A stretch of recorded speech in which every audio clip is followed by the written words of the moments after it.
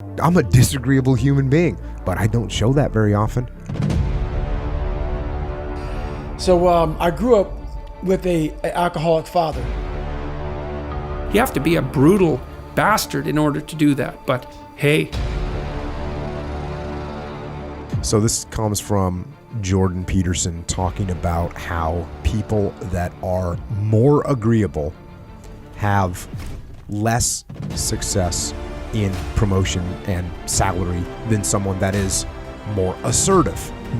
So it's a really good question, because this person is taking what I talk about, which is play the game, right? And thinking that that means agreeableness. And it does to some extent. Yeah. It absolutely does to some extent. Well, what's funny is that I kind of was born on the richer side. My dad was a pimp. He owned skating rinks. He owned bars. But he was also a very abusive man. It's really hard to stand up and say, no, I don't buy that. No, I don't buy that. No, you're wrong about that. You have to be a brutal bastard in order to do that. But hey, sometimes like surgery is brutal, right? It's brutal, but. I grew up with an alcoholic father.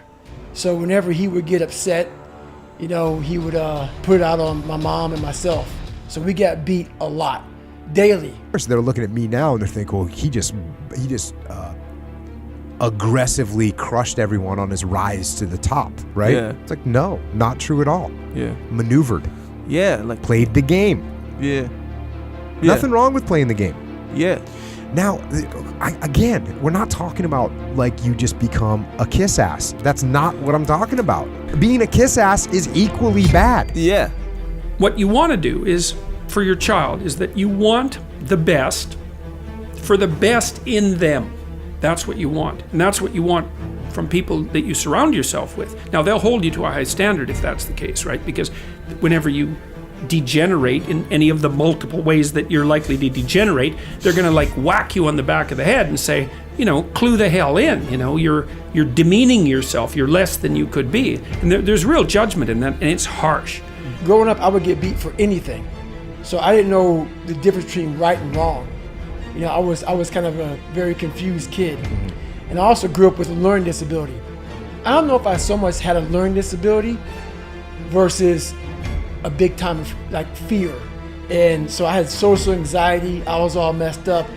I had the capacity to learn, but as a young kid, when you're getting beat like that for no reason, I believe that your mind doesn't work properly.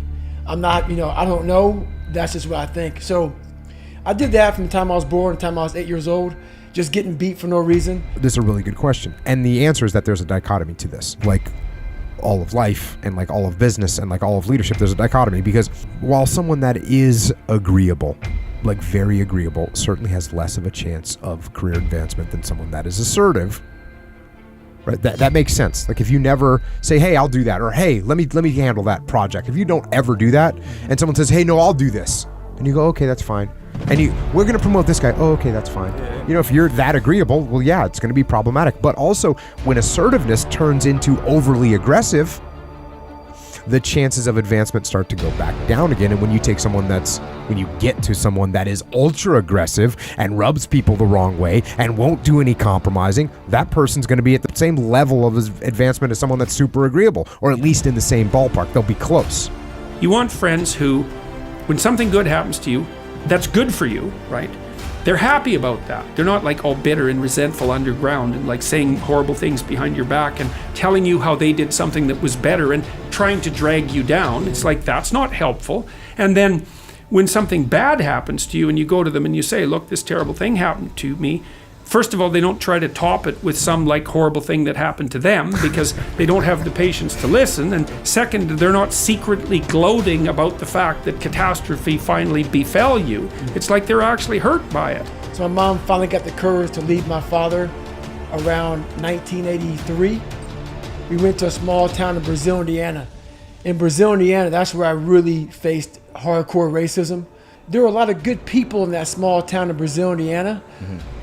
But the funny thing about it, every one of them will tell you today that none of them called me a nigger. There was about 5 to 10 black families out of 8,000 people, all white, which is fine, it's cool, no big deal.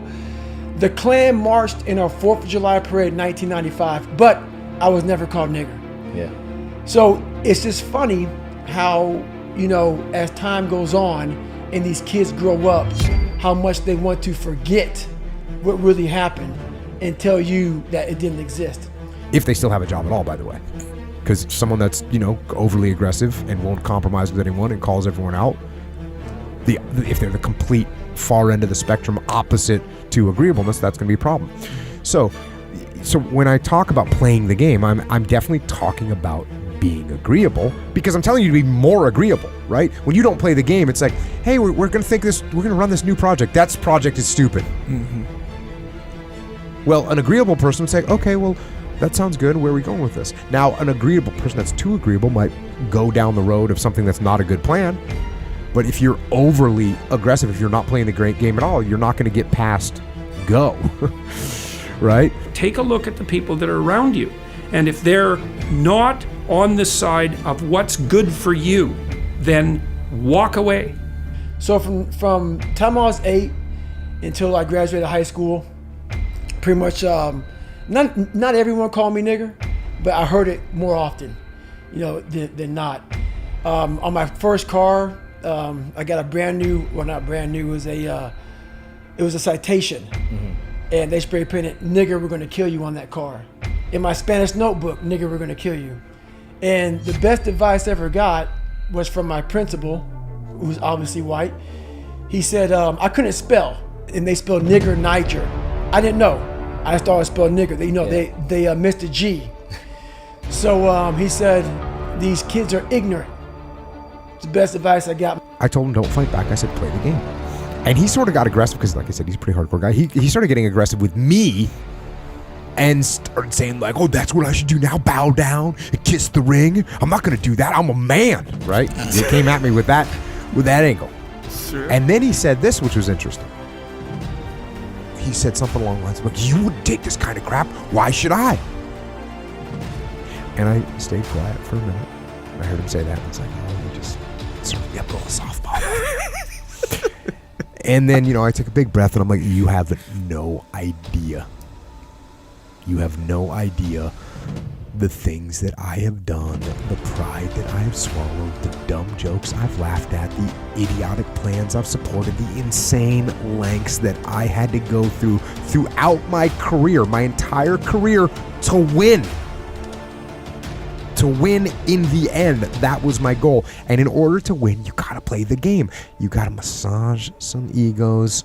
You have to accept some things that you normally might not accept. You have to eat some humble pie from time to time. Only making friends with people who want the best for you. That's a brutal chapter. But it's right, unfortunately. My mom was working 3 jobs. She was trying to go to school, working 3 jobs, so she was never home, so I missed a lot of school. So when you're the dumbest kid in school, at least you think this, when you're one of the only handful of black kids in school, you start to hide. So I hid at home, I hid away from people, I hid everywhere.